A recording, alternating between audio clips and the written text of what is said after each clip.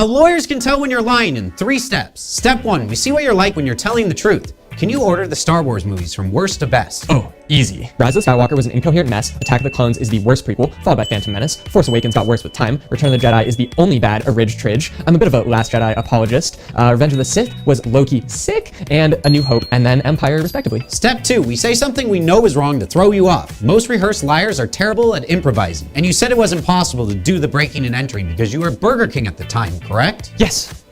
Wait, no. It was Shake Shack. Wait, what did I say before? It was Shake Shack, right? Step 3, now that we can tell what you're like when you're lying versus being truthful, we hit you with the tough stuff. Interesting you mentioned that. Nothing was stolen from the home, but the plaintiff's Star Wars DVDs were rearranged to match your exact rankings, and they were covered in Shack sauce. What was I supposed to do? His rankings were all wrong. Revenge of the Sith was way too high. I had to fix it. I had to. Only a Sith deals in absolutes. Mr. Beast just used 5 tanks in his newest video.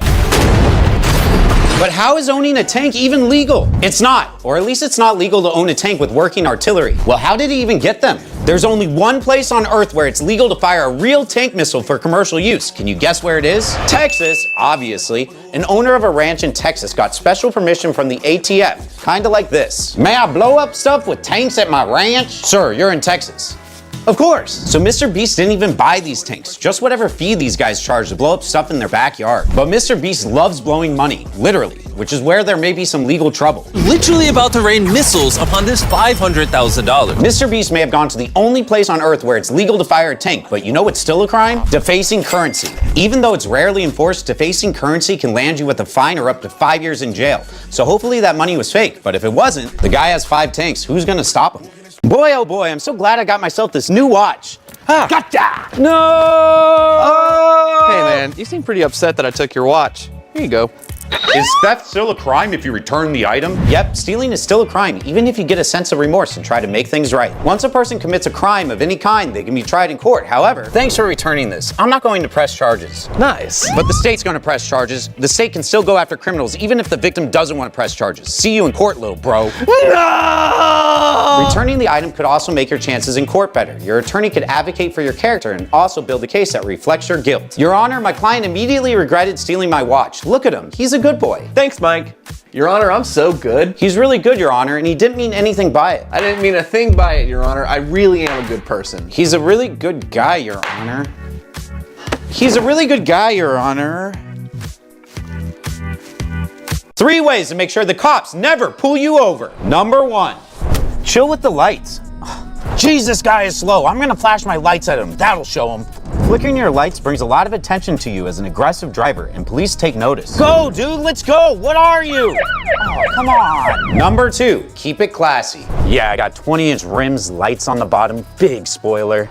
Wow, is it fast? Theoretically, but you never know. I keep getting pulled over before I can max it out. Yeah, and I'll do it again. Ah! Your spoiler isn't attracting babes, it's attracting cops. Undercarriage lights and excessive mods scream to cops, please pull me over. Number 3, stay out of the fast lane. Woohoo, I love the left lane. Oh, come on. Driving in the left lane isn't a crime, but it is where cops are most likely to look for speeders, so maybe stay out of it just to be safe.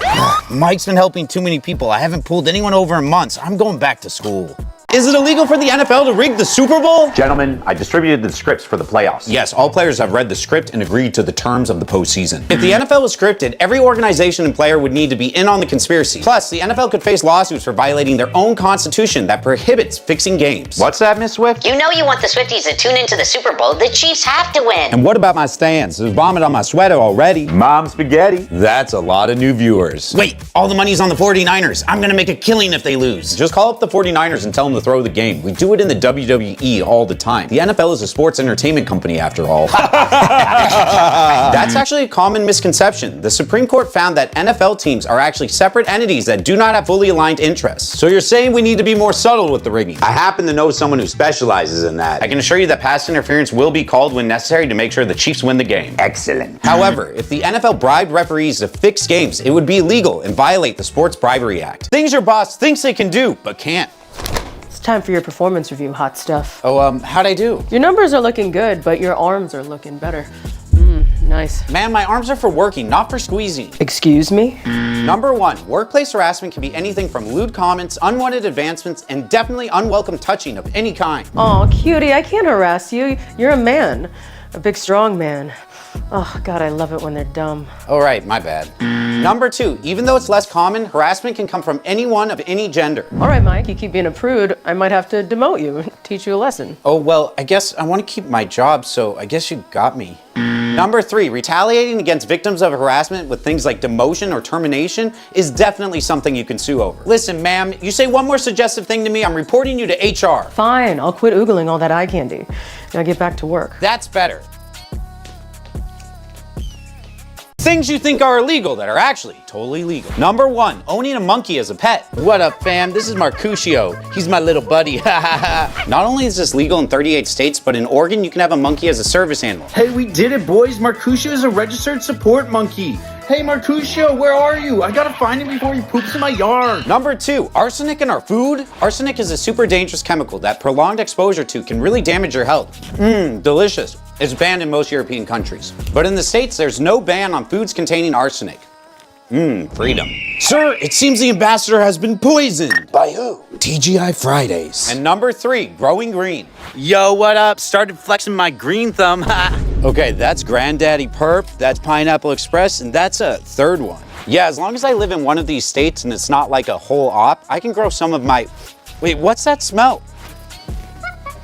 Oh, yeah, the monkey was a bad idea. This is how to talk to the cops when you get pulled over. Wait here, I'm getting the canine. Canine? I don't consent to a canine search. Good thing my dog here doesn't care. Aww. Wait.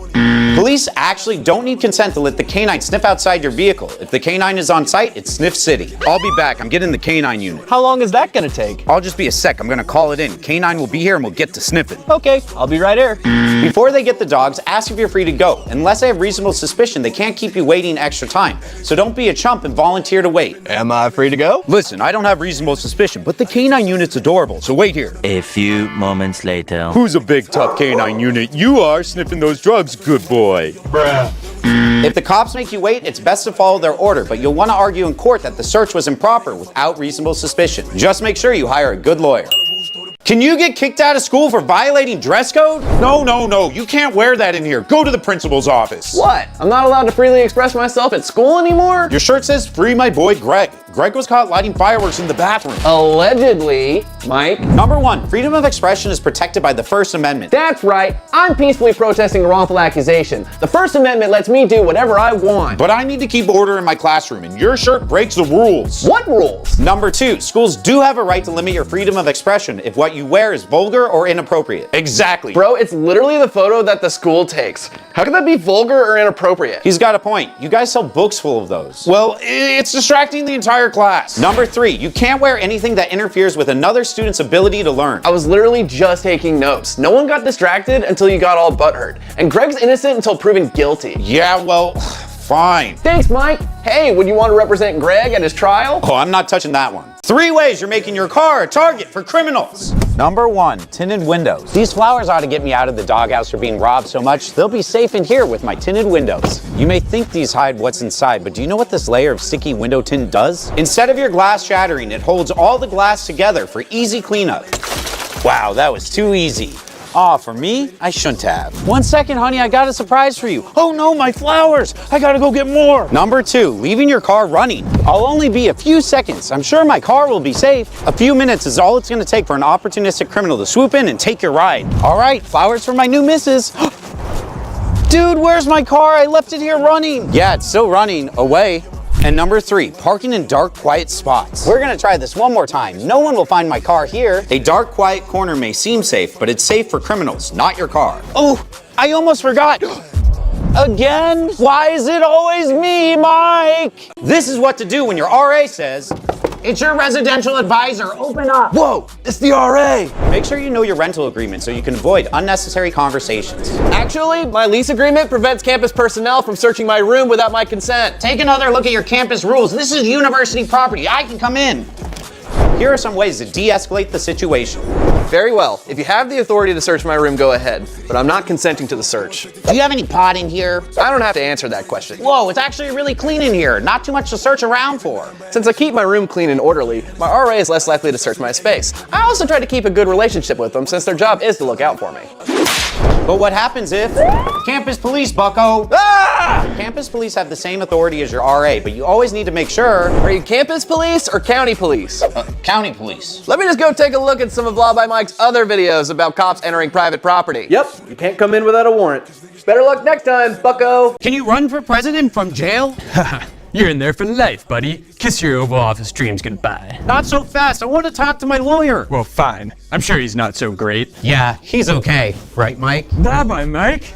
Mike, what gives? He's saying I can't run for president. Is that true? Not true. There's actually no laws or legal obstacles that stop convicted felons from running for president of the United States, even if they are behind bars. But he can't run. He's got a life sentence. Actually, he can run. My boy could be a serial killer, but that doesn't change the fact that he's eligible to run in the 2024 election. But it's unprecedented. Actually, it's not. Back in 1920, Eugene V. Debs received nearly 1 million votes for the Socialist Party while serving a 10-year federal sentence for encouraging people to protest against a World War I draft. No war, no draft, no war, no draft. Hey, Eugene, you can't do that, buddy. You're going to prison for 10 years. Fine, but I'm still gonna run for president from jail. Okay, that's fine. And that's how it happened. I still wouldn't recommend breaking the law, though. Just remember that the Big House doesn't disqualify you from the White House.